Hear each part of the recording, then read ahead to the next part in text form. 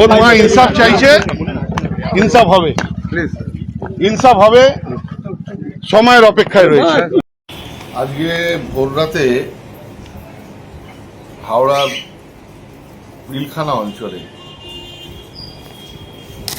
একটি ব্যক্তিগত বিবাদের জেরে এই হারুন খান শফিক খানকে হত্যা করে। শফিক খান হারুন খান উভয়ে রিয়েল এস্টেটের একজন প্রমোটার ছিলেন। ওনার মায়ের সন্তান আমরা, তার এক সন্তান গেছে, আমরা হাজার হাজার সন্তান আছে, ঠিক আছে। ব্যক্তিগত তাদের গন্ডগোল নিয়ে এই ঘটনা ঘটে।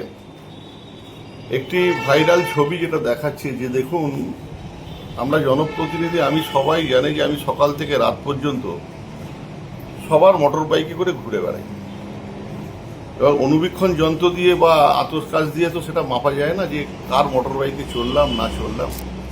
আমরা জনপ্রতিনিধি, আমরা মানুষের সাথে আরো গভীরভাবে মিশতে চাওয়ার চেষ্টা করি।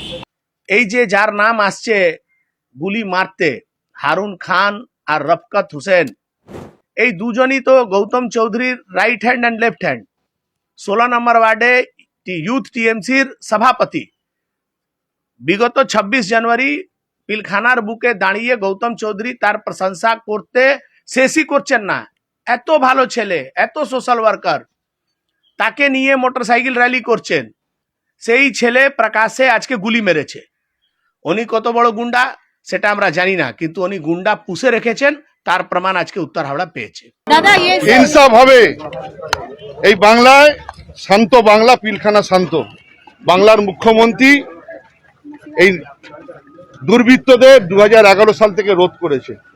বিজেপির তরফ থেকে একটা অভিযোগ আনা হচ্ছে, কিছু ছবি প্রকাশ্যে এনেছে আপনার বিজেপি।